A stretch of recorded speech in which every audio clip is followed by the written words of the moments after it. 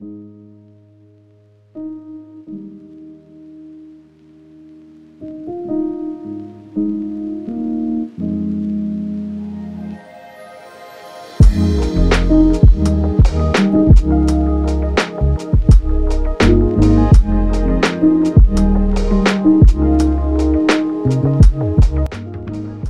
বন্ধুরা, আসসালামু আলাইকুম। আমি সবুজ। গতকাল ভোরে কক্সবাজারে এসে পৌঁছিয়েছি ঢাকা থেকে।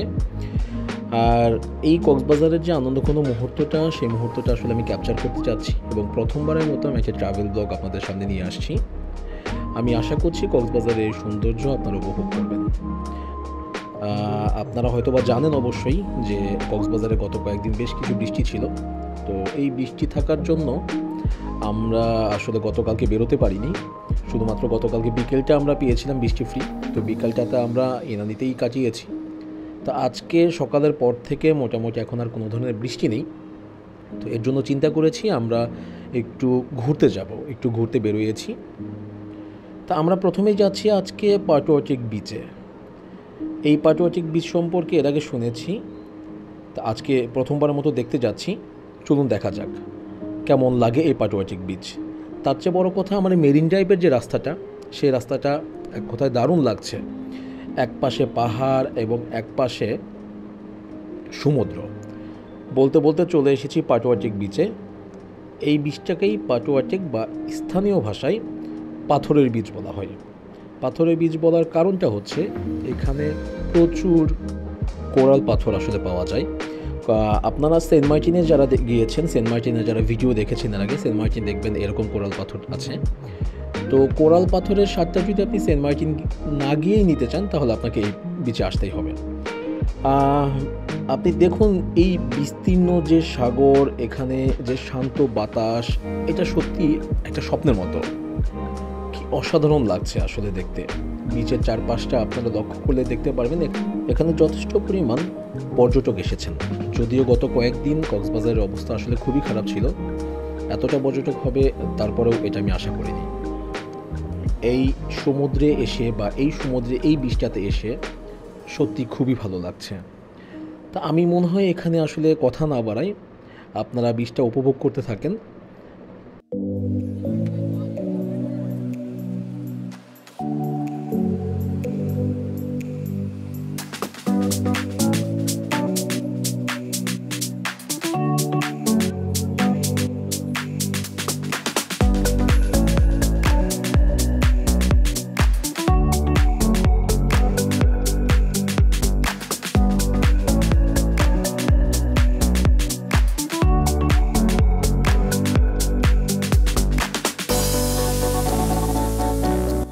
আচ্ছা, এর মাঝখানে আমি আপনাদেরকে একটা গুরুত্বপূর্ণ ইনফরমেশন দিয়ে রাখি। আমরা ইনানি থেকে একটা অটো আসলে ভাড়া করে নিয়েছি। আপনারা যেটা করবেন, অটো রিক্সা নেন অথবা হচ্ছে আপনি যে কোনো ধরনের সিএনজি বা চাঁদের গাড়ি, যে পরিবহনই নেন না কেন, আপনি এদের সাথে অবশ্যই দরদাম করে নেবেন। আমরা যেটা করেছি, আমরা একটা অটোওয়ালার সাথে আমরা আসলে দরদাম করে নিয়েছি। উনি আমাদেরকে 4টা বিচ এখানে ঘুরিয়ে দেখাবেন এবং প্রত্যেকটা বিচে আমাদেরকে কমপক্ষে 30 মিনিট করে সময় দেবেন। তো এই 30 মিনিট করে সময় এবং 4টা বিচ ঘুরিয়ে দেখার মধ্যে উনি আমাদের কাছ থেকে 1000 টাকা নেবেন। তো উনি আমাদের কাছ থেকে আসলে প্রথমে 1500 টাকা চেয়েছিলেন। তো আমরা দরদাম করে বিষয়টাকে ঠিক করে নিয়েছি। তাই আপনারা অবশ্যই বিষয়টা লক্ষ্য রাখবেন, যখনই এখান থেকে আপনি কোনো কিছু একটা রেন্ট নিতে যাবেন, আপনি অবশ্যই দরদাম করে নেবেন এবং একজনের সাথে কথা না বলে 2-1জনের সাথে আসলে কথা বলে বা হোটেলে আপনি কথা বলে একটা আইডিয়া নিতে পারেন। স্থানীয় দোকানদার সাথে কথা বলে আপনি একটা আইডিয়া নিতে পারেন যে কত ভাড়া হতে পারে। ঠিক আছে, আমার মনে হয় এটা খুব বেশি কাজে দেবে আপনাদের জন্য। তো ঠিক আছে, চলুন আমরা সমুদ্রের সৌন্দর্য উপভোগ করতে থাকি।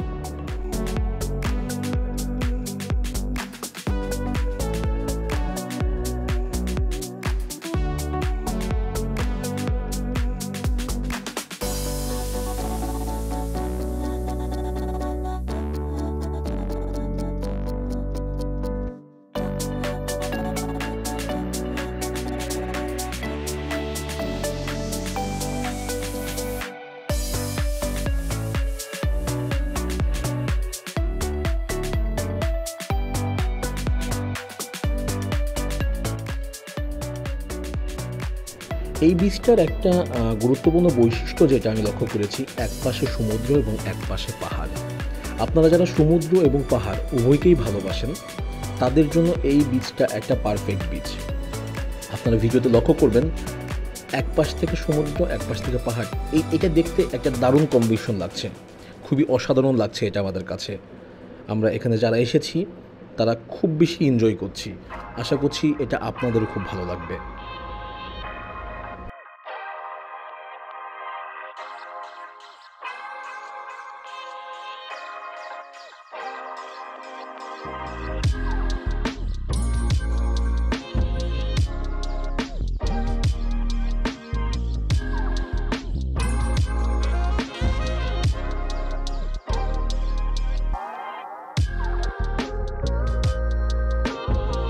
চলুন আমরা এখন সমুদ্রের গর্জন শুনে আসি। সমুদ্র বেশ উত্তাল, সমুদ্রের এই উত্তাল গর্জন শুনতে কেমন লাগে চলুন আমরা উপভোগ করি।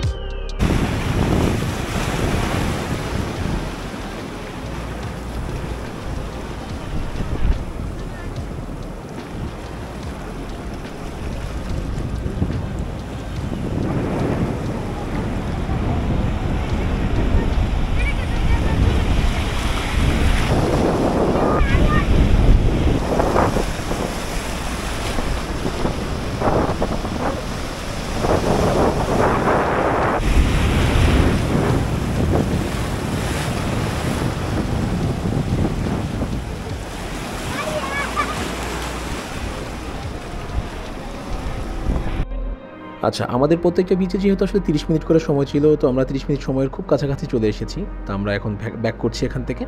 পরবর্তীতে আমরা এখন লাল কাঁকড়া বিচে যাবো ইনশাল্লাহ, সেটা আরেকটা ব্লগে আপনাদেরকে দেখাবো। আশা করছি আপনাদের এই ভিডিওটি ভালো লেগেছে। পাটুয়াটেক বিচের এই অভিজ্ঞতা আপনারা উপভোগ করবেন। যদি ভালো লেগে থাকে অবশ্যই লাইক এবং সাবস্ক্রাইব করতে ভুলবেন না। ধন্যবাদ, সবাই ভালো থাকবেন।